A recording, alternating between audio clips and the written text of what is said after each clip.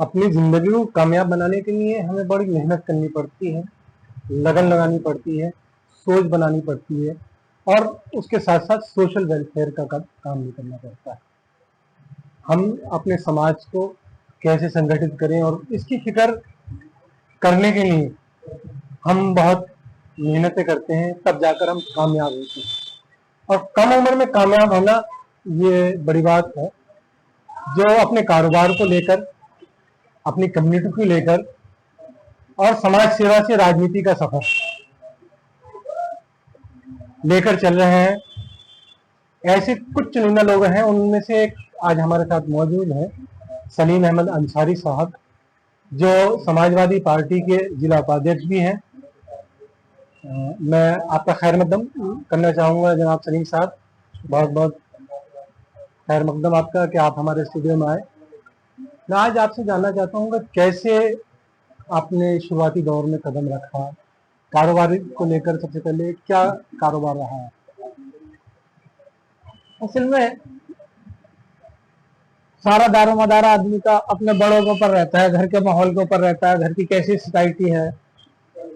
मैं एक गरीब परिवार से बिलोंग करता हूँ।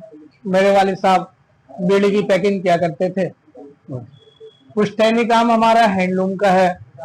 दादा ने हमारे हैंडलूम का काम किया, दादा वालिद साहब ने भी हैंडलूम का काम किया।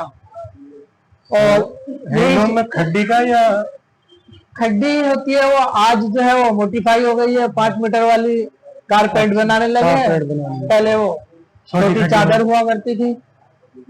तो हम लोग शुरू में सबसे पहले हमने, हमारी वालिदा ने, वालिद साहब ने, सारे हम 5 भाई 5 बहनें, सबको अल्हम्दुलिल्लाह ग्रेजुएट किया। और एक भाई मेरा सेल टैक्स में लॉयर है, एक सिस्टर गवर्नमेंट जॉब पे है, एक भाई मेरा टीचर है।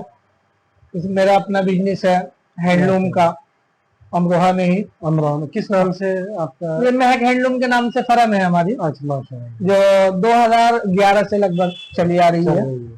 और अभी अभी हमने स्टार्टिंग एक्सपोर्ट के काम के लिए किए है। मैं अभी 7 तारीख में ऑस्ट्रेलिया से वापस हुआ हूँ। इंडोनेशिया, ऑस्ट्रेलिया, मलेशिया वो करके आया हूँ, सिर्फ इसी एक्सपोर्ट के निस्बत से, ताकि हमारा जो अमरोहा है ये कारोबार में आगे बढ़ जाए। ये कारोबार से राजनीति के सफर के बारे में कुछ बताइएगा, कैसे आप कारोबार से और राजनीति से जुड़े? वो राजनीति क्या है कि आदमी कहीं ना कहीं जब अपने आप को मजबूत देखता है किसी चीज के अंदर, और उसके अंदर दिल के अंदर एक भावना पैदा होती है समाज सेवा की। कोई पड़ोसी अपना आसपास का, समाज का, रिश्तेदारी में कोई बंदा परेशान आ जाता है, तो अल्लाह ने इस काबिल बनाया कि भाई उसकी कोई परेशानी दूर कर सके, तो एक जज्बा दिल के अंदर खुशी महसूस होती है।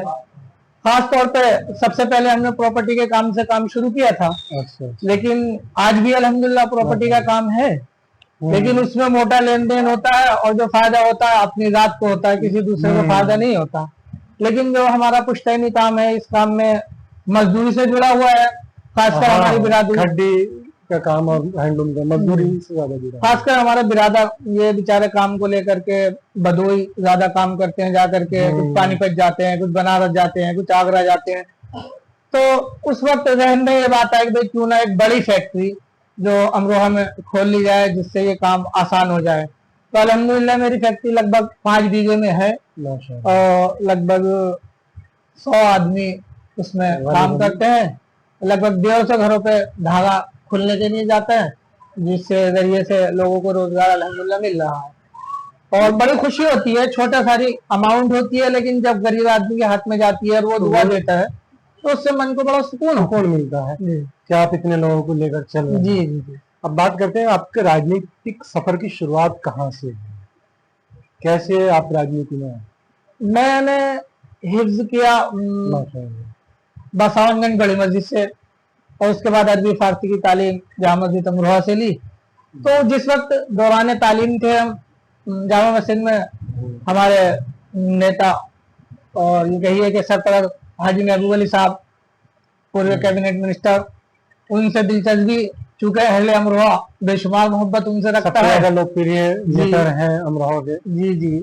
तो इस वजह से उनकी सोहबत में रह करके शुरू से ही मेहमान खाने में हमारा उनसे ताल्लुक रेगुलर रहा, पढ़ाई के दौर में भी। अच्छा। और लगभग 20-22 साल से ज्यादा हो गए उनसे साथ में बैठना उठना रेगुलर। तो बस वो इसी तरीके से जज्बा बढ़ता चला गया। आज अल्हम्दुलिल्लाह मुझे उन्होंने जिम्मेदारी से नवाजा, तो मैं समाजवादी पार्टी का जिला उपाध्यक्ष हूँ। अच्छा, समाजवादी पार्टी कहीं ना कहीं क्या ध्रुवीकरण की राजनीति कर रही है मुस्लिम वोटों को लेकर, इस पर क्या कहना चाहेंगे आप? देखिए, अपना अपना नजरिया है। हमने सरकार चलाई, आपने देखा होगा उस वक्त समाजवादी सरकार में हर आदमी खुशहाल था, और अखिलेश यादव जी ने हर तबके के लिए काम किया। ऐसी ऐसी योजनाएं चलाई कि आदमी जिंदगी में भी खुशहाल रहे और मरने के बाद भी कुछ ना कुछ उसे मिल जाता था। हालात ये थे कि जिस वक्त बच्चा पैदा होता था तो उस पर भी उन्होंने योजना चलाई कि भाई बच्चा पैदा होने पर माँ को और बच्चे को कुछ ना कुछ दे दिया जाए। जब थोड़ा सा बड़ा हुआ तो एजुकेशन को लेकर के उन्होंने बहुत सारे वजीफा वगैरह, स्कॉलरशिप और लैपटॉप वगैरह ये सब दिए। उसके बाद जैसे एजुकेशन में थोड़ा बच्चा इंटर कर लिया, ITI कॉलेज, जैसे UPSDM के नाम से एक योजना हमने चलाई थी, Uttar Pradesh skill development mission के नाम से। तो उसमें हमने बेशुमार काम किया, ITI सर्टिफिकेट लोगों को दिए। लेकिन अफसोस यहाँ को होता है कि जो हमने अपनी सरकार में काम किया था आज उसका लोगों को फायदा नहीं पहुंच पा रहा। जब से गवर्नमेंट चेंज हुई है उन्होंने सारी योजनाओं को खत्म कर दिया। अब बदले की भावना से धार्मिक स्तर पे वो लोग काम कर रहे हैं, सिर्फ और सिर्फ बदले की भावना से काम हो रहा है, बाकी कुछ नहीं। धार्मिक स्तर पर समाजवादी का वोट बैंक तो मुस्लिम से है, इसके अलावा तो और कोई वोट बैंक है ही नहीं। आप हमारा 5 साल का कार्यकाल उठा के देखिए, आप किसी भी वर्ग को आप ये नहीं कह सकते कि हमने उसका काम नहीं किया। लेकिन मेन वोट बैंक मैं ये कहता हूँ कि समाजवादी का जो है वो मुस्लिम वर्ग ही।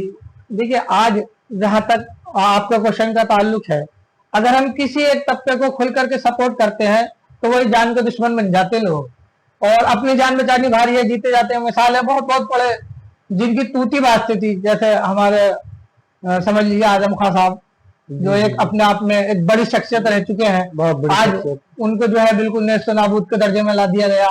तो हर कोई जानता है कि बदले की भावना है तो हर आदमी अपना बचाव करता है। इसी तरीके से मुख्तार अंसारी साहब एक सांसद रहे, पूरा परिवार उनका स्वतंत्र सेनानी रहा, और आज भी सांसद उनके परिवार में मौजूद है, खुद विधायक है।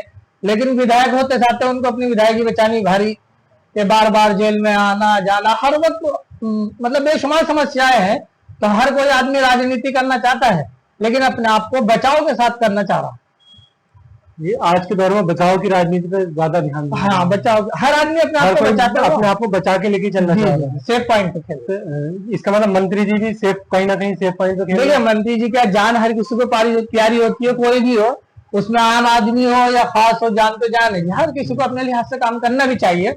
अकलमंदी है कि मैं यूं कहूँ, तारीख में आता है, बड़े बुजुर्ग भी फरमाते हैं कि मौका शनासी और मर्दुम शनासी दोनों चीजें भी आखिर के लिए अकलमंद के लिए बहुत जरूरी है। मौका महल देख के बात करें और कहाँ बैठा हुआ ये भी देख ले, कब बोलना है, कितना बोलना है, ये जरूरी है। वो एक शेर है कि कौन सी बात कब कहाँ कही जाए, ये सलीका हो तो हर बात सुन जाए। तो आज अगर मान लीजिए हमारे मंत्री जी लोग ये कहें कि साहब ऐसा है वैसा, हम नहीं मानते। जैसे वक्त के हालात है उसके अकॉर्डिंग राजनीति की जा रही है और करनी भी चाहिए। अब आने वाले इलेक्शनों के लिए समाजवादी क्या करना चाहती है? देखिए, बिल्कुल हमारा साफ पहलू है, हर तबके के लिए हमें काम करना है। पहले भी हमने योजनाएं चलाई थी, और जो कुछ कमियां पहले रह गई थी हमारी, उसे हम दूर करने की कोशिश करेंगे। और हर गरीब तक, अमीर तक, कवि कमजोर, हर तबके के लिए काम हमारी पार्टी करेगी।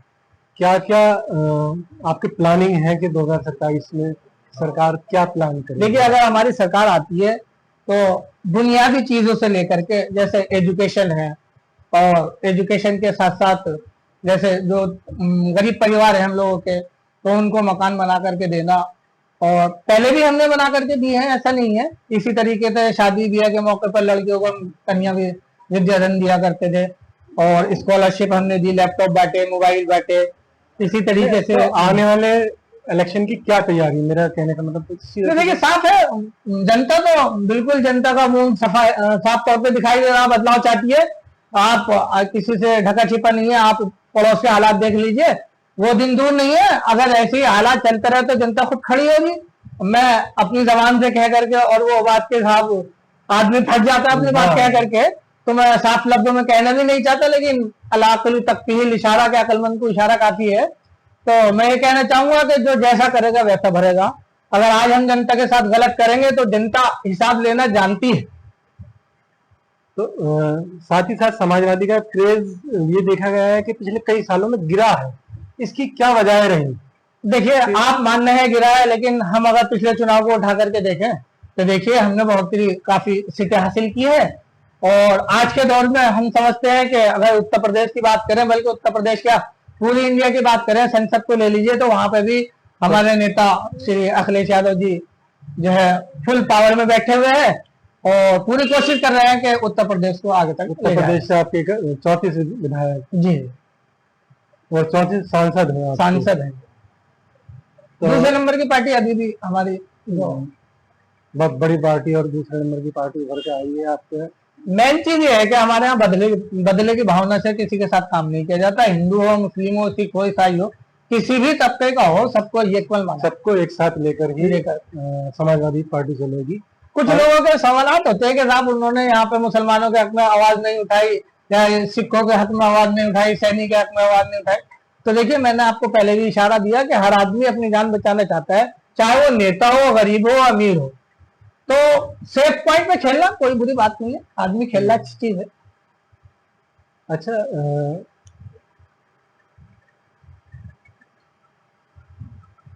ठीक है सलीम साहब, बहुत बहुत शुक्रिया कि आप इस स्टूडियो में आए। आपका बहुत बहुत शुक्रिया। देखिए, मैं